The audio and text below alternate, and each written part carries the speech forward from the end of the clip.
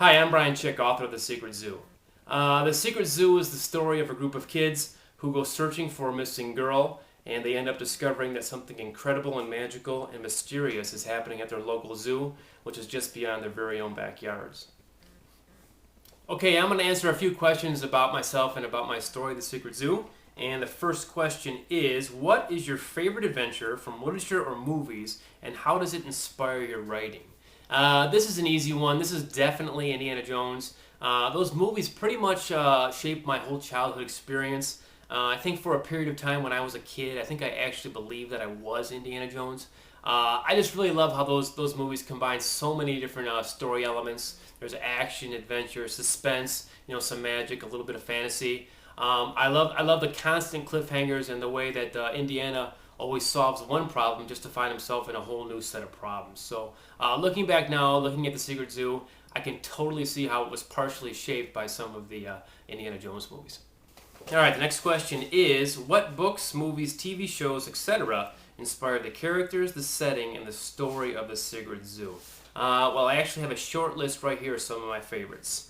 We have Star Wars, The Empire Strikes Back, Return of the Jedi, Ghostbusters, Back to the Future, The Goonies, The Gremlins, Raiders of the Lost Ark, Indiana Jones and the Temple of Doom, Indiana Jones and the Last Crusade, E.T., Jurassic Park, The Boxcar Children, How to Eat Fried Worms, The Hobbit, The Hardy Boys, Where the Wild Things Are, Charlie and the Chocolate Factory, lots of scary books, anything with sharks or aliens, Spider-Man, Iron Man, the Hulk, Wolverine, pretty much the whole Marvel Universe, and Monster Week on ABC, which included Godzilla and Ultraman. So those are a few of the things right there.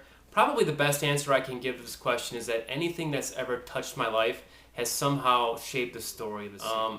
An author and his books, they're largely defined by his experiences. So somehow, some way, anything that's ever touched an author, it ultimately trickles down to the page. Okay, next question is, when you were writing the book, did the characters come to mind as you wrote, or did you have their personalities mapped out before you started writing? Definitely the characters came alive and developed their own personalities as I was writing.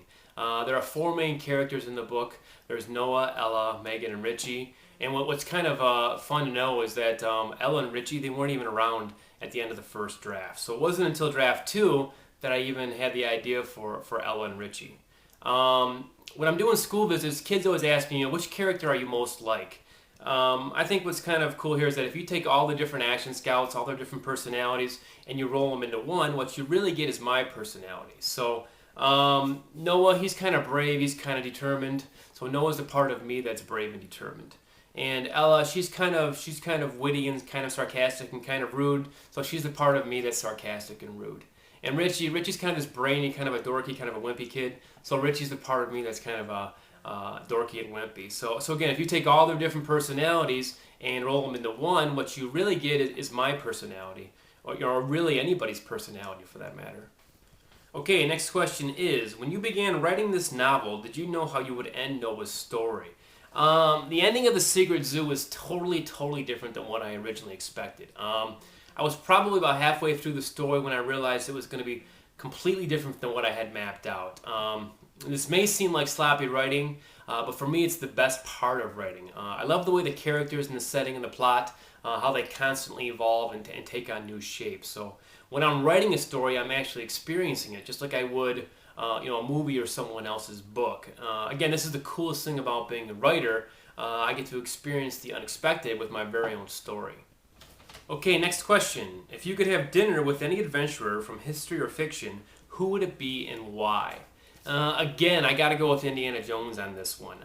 But instead of eating that really gross stuff he was served in the Temple of Doom, those live snakes and the big bugs and the eyeball soup, maybe we just go out and grab a pizza or something.